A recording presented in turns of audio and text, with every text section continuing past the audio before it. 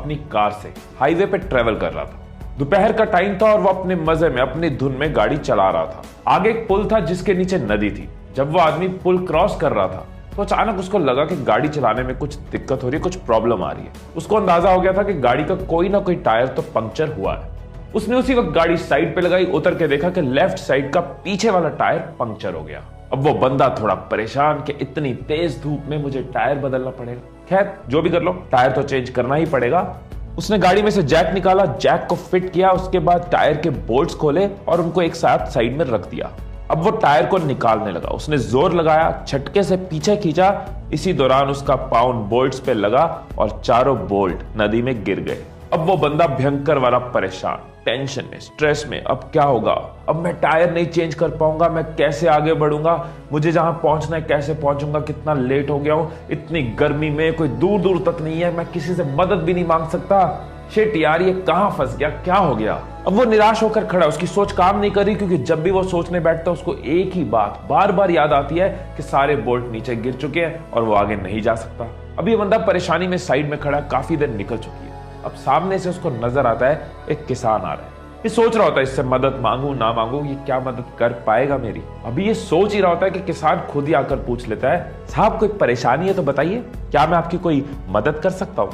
वो आदमी जो कि पहले से ही परेशान है, गुस्से में बोलता है, मेरा टायर पंक्चर हो गया, स्टेपनी लगाने लगा, बोल्ट नदी में गिर गए, आसपास कोई मैकेनिक नहीं है, तू भी क्या मेरी मदद करेगा? वो किसान समझ गया कि गर्मी और परेशानी की वजह से ये बंदा गुस्से में है। किसान मुस्कुराता है और कहता है कि साहब यहां से 10 किलोमीटर दूर एक मैकेनिक है जिसके पास आपको गाड़ी का सामान मिल जाएगा, और वहां जाने के लिए आप एक काम कर सकते हो, आप अपनी गाड़ी के बाकी के तीनों टायर का एक एक बोल्ट निकाल कर इस टायर में लगा लो और फिर धीरे धीरे गाड़ी चलाकर वहां तक चले जाओ, आपका काम हो जाएगा।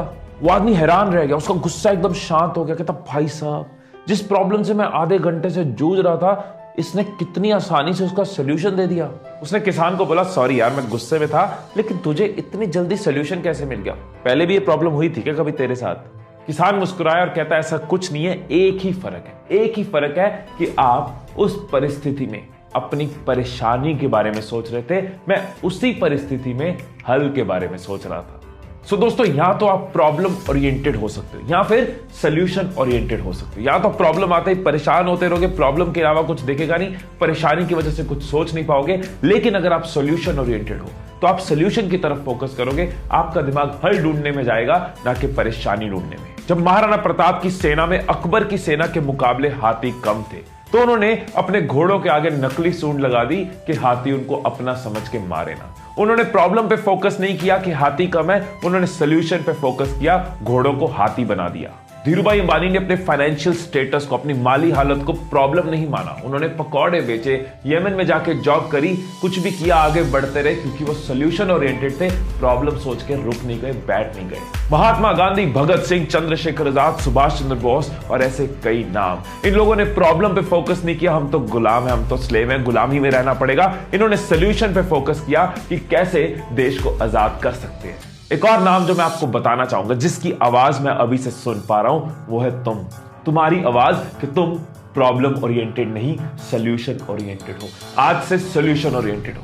प्रॉब्लम्स हर जगह आएंगी, बिजनेस में आएंगी, पढ़ाई में आएंगी, रिलेशंस में आएंगी, लेकिन जो लोग प्रॉब्लम ओरिएंटेड होते हैं उनको परेशानी के अलावा कुछ नहीं दिखता, परेशानी की वजह से दिमाग चलता नहीं, हिम्मत और टूट जाती है। लेकिन जो लोग सोल्यूशन ओरिएंटेड होते हैं वो सीखते आगे बढ़ते हैं, सोल्यूशन पे फोकस करते हैं, हल पे फोकस करते हैं और हिम्मत और जुड़ जाती है। वो संजू मूवी में गाना था ना, इन गर्दिशों के बादल पे चढ़ के, वक्त का गिरबान पकड़ के, पूछना है जीत का पता, कर हर मैदान फतेह। अगर आपको भी हर मैदान को फतेह करना है तो ये बात याद रखना कि आपको प्रॉब्लम ओरिएंटेड नहीं, सोल्यूशन ओरिएंटेड बनना है।